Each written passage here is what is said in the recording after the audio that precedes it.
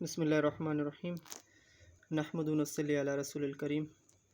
آج ہم شروع کرنے والے ہیں باب فی زکوٰۃ الحبوب والثمار والعسل والمعدن والرکاز۔ پیچھے ہم پڑھ کے آئیں جانوروں کے بارے میں کہ ان پر کیا فرض ہے، ان پر زکوٰۃ کس طرح فرض ہے، تو ابھی پڑھیں گے ہم اس میں۔ تو سب سے پہلے ہم دلیل کو دیکھیں گے کہ کیا دلیل ہے قرآن اور سنہ سے کہ ان چیزوں پر بھی زکوٰۃ واجب ہے۔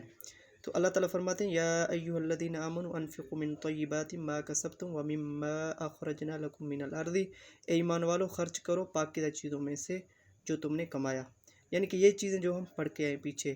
تو آگے ہم جو پڑھیں گے ومما اخرجنا لکم من الارض، اور ان میں سے جو تمہارے لیے زمین سے ہم نے نکالا، تو ابھی ہم یہی پڑھیں گے۔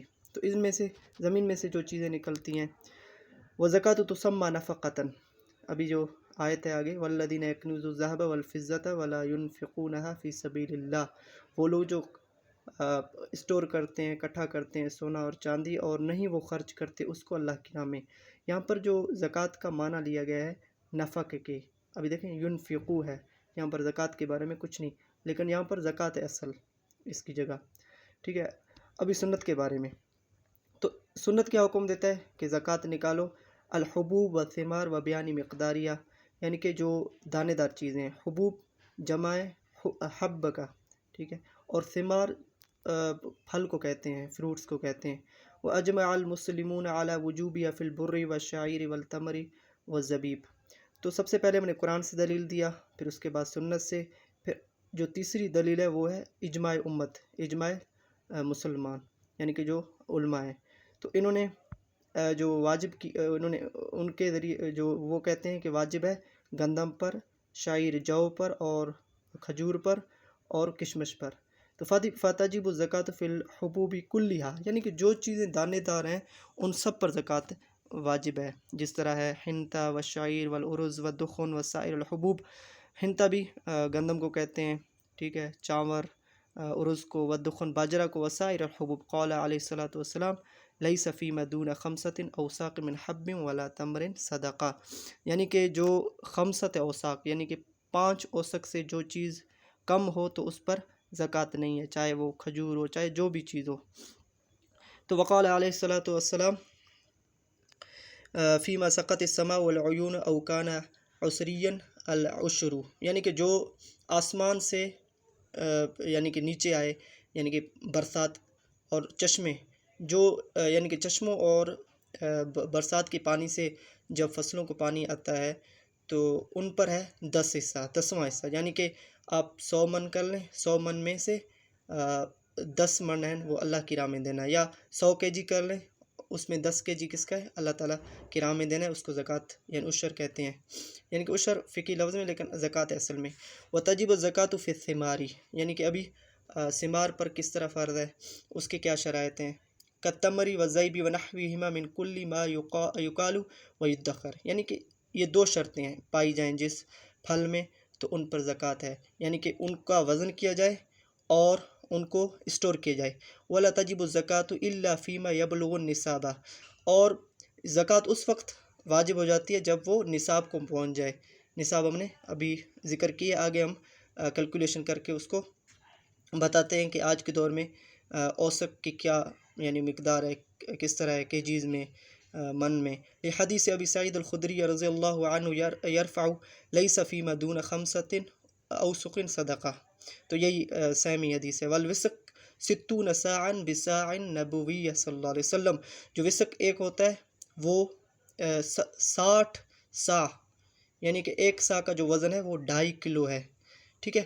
2.5 کلو کو ملٹیپلائی کریں گے اس سے 60 کے ساتھ تو 150 آپ کا بنے گا۔ اگر 150 کو آپ 7 سے کریں گے، 5 سے کریں گے، کیونکہ 5 یہاں پر وسق ہم پر لازم ہے دینا، تو 750 kg بنے گا۔ اگر 40 پہ کریں گے، کیونکہ 40 کلو 1 من میں 40 کلو ہوتے ہیں، تو آپ کریں گے تو اس میں 18 من 30 کلو اندازاً ہو جائے گا، تو اس میں آپ حساب خود کر سکتے ہیں۔ وَيُشْتَرَطُ، ابھی یہی میں نے آج کے دور میں اسی طرح وزن کیا جائے گا، کیونکہ ابھی سا وغیرہ وہ چیزیں نہیں ہیں۔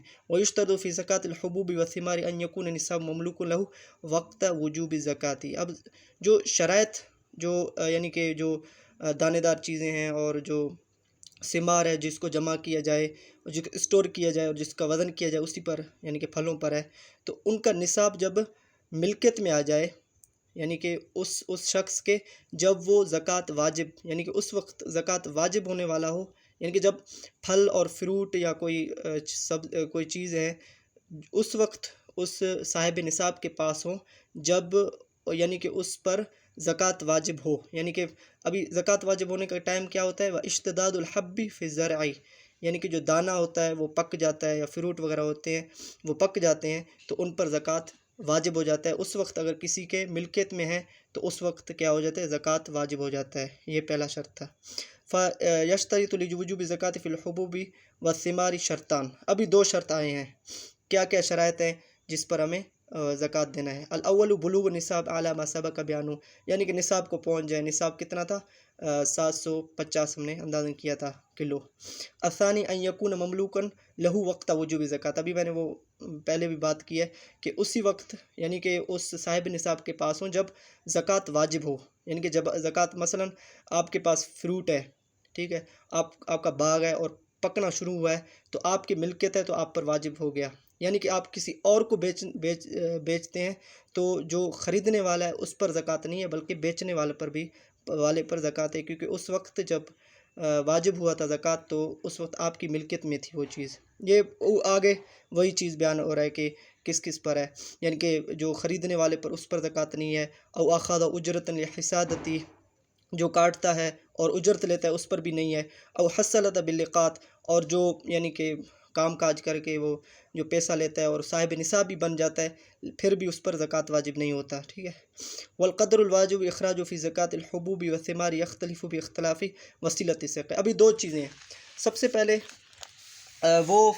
یعنی کہ باغات، وہ زراعت جس کو قدرتی طور پانی ملتا ہے اور اس میں مشقت نہیں کرنا پڑتا، اس میں پیسے خرچ نہیں کرنے پڑتے، تو 10واں حصہ یعنی کہ 10واں حصہ اس پر واجب ہوتا ہے، جو ہم عشر کہہ کے آئے ہیں، 10واں حصہ، جس میں حدیث ہے